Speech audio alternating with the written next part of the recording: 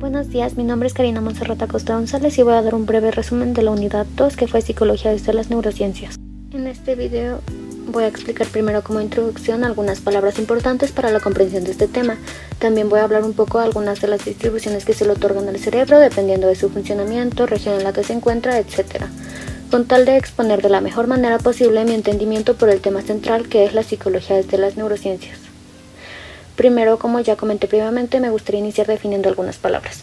Cerebro. Es la parte más grande del encéfalo. Las áreas internas del cerebro controlan el funcionamiento de los músculos, también controla el habla, el pensamiento, las emociones, la lectura, etc. La neurona. Es la célula del sistema nervioso formada por un núcleo y una serie de prolongaciones. Las neuronas producen y transmiten los impulsos nerviosos. Adolescente. Es la etapa del crecimiento en la que la persona está en el periodo de la adolescencia. Sistema endocrino. Son las glándulas y órganos que elaboran hormonas y las liberan directamente en la sangre de manera que llegan a los tejidos y órganos de todo el cuerpo. Estas hormonas controlan muchas funciones importantes en el cuerpo, como el crecimiento y el desarrollo, el metabolismo y la reproducción. Hormonas. Las hormonas son el mensajero químico del cuerpo. Viajan a través del torrente sanguíneo hacia los tejidos y órganos. Surten su efecto lentamente y con el tiempo afectan muchos procesos distintos, incluyendo el crecimiento y el desarrollo. Neurociencias. Las neurociencias, esta es la disciplina que se encarga del estudio de la función bioquímica, farmacología, estructura y patología del sistema nervioso, así como los elementos biológicos que desencadenan reacciones en la conducta. Bueno, entonces, el cerebro es responsable de que podamos pensar y sentir. El cerebro pasa por diferentes etapas, en las cuales pasa por periodos críticos. Estos son los periodos en los que se produce un aumento de neuronas y conexiones sinápticas, primero durante el nacimiento hasta los 3 años y después en la adolescencia. El comportamiento del adolescente puede explicarse desde su cerebro. La conducta, las emociones, sus pensamientos, así como la toma de decisiones, entre otros factores, son el resultado de las estructuras del sistema nervioso. El cerebro termina completamente de desarrollarse en la infancia, pero dentro de los 8 a 18 años se va modificando. Cambia su sustancia gris a sustancia blanca, así como las aptitudes cognitivas se van definiendo. Neurotransmisores. Actualmente se tienen identificado más de 50 de estos. Estos modifican el comportamiento humano. Algunos de estos son serotonina, que controla el estado de ánimo, la memoria, el apetito y el aprendizaje. Dopamina regula las actividades en distintas áreas del cerebro. La falta de esta puede provocar enfermedades como el Parkinson. Y la feniletilamina, que provoca alegría, y esta puede encontrarse en el chocolate.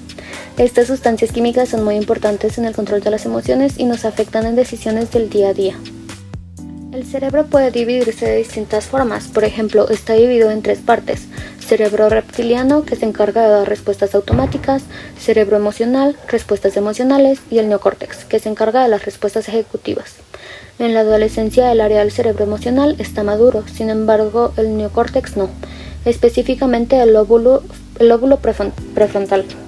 Esta regula la conducta, lo que provoca cambios de humor, inseguridad, bloqueo, etc. Otro dato importante es la distribución de importancia de los lóbulos cerebrales.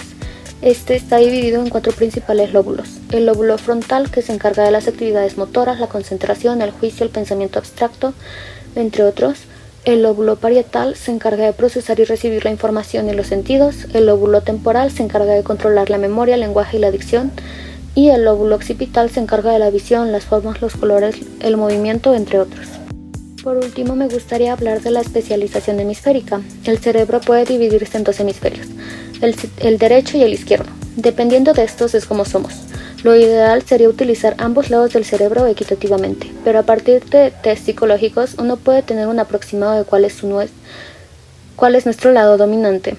El lado derecho se distingue por ser imaginativo, apasionado, idealista, novedoso, visionario, etc. En cambio, el lado izquierdo tiende a ser ordenado, numérico, disciplinado, objetivo, etc. Como reflexión, la verdad es que este tema me pareció muy interesante. Desde antes ya me interesaba saber un poco más de cómo es que funciona nuestro cerebro y la importante relación que tiene dentro de la psicología. También me pareció interesante porque me ha ayudado a entenderme más a mí misma, principalmente porque es una etapa en la que puede que esté pasando. Hay veces que uno tiene cambios de humor, es indeciso o es muy idealista, y sabemos que probablemente es por la etapa en la que nos encontramos, que es la adolescencia. Pero realmente no sabemos por qué es que se genera todo esto, y ahora sé que es gracias a todos estos procesos que se generan dentro de nuestro cerebro. El por qué somos como somos y el cómo reaccionamos a nuestro entorno, es importante conocer toda esta información para poder conocernos mejor a nosotros mismos y así disfrutar de mejor manera posible esta etapa, con la comprensión de nuestros amigos y familiares. Al igual que nosotros mismos, podemos intentar regularnos de la mejor manera posible, ya que ahora sé que es parte del proceso.